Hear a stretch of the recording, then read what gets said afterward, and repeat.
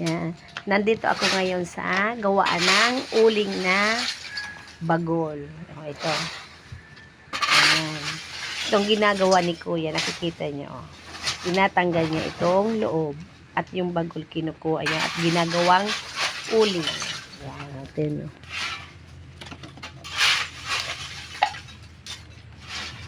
Diba? Tapos, doon niluluto sa may drum. Wow. Diba?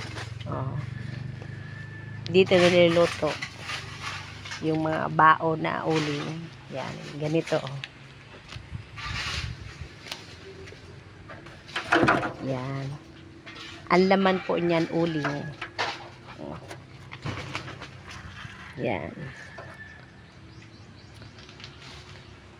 Bumili po ako ngayon ng 4 na sakong uling.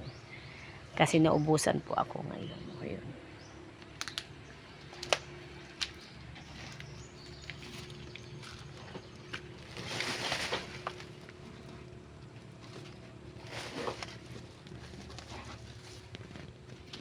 Dire-refill mo man ito. Idasok-dasok mo daw ko yun. Yun talaga ka ng sako mo? Dasok na yan ito. Hindi ba nga kan? Dahil ang mga bilog pati na. Dahil naman ito.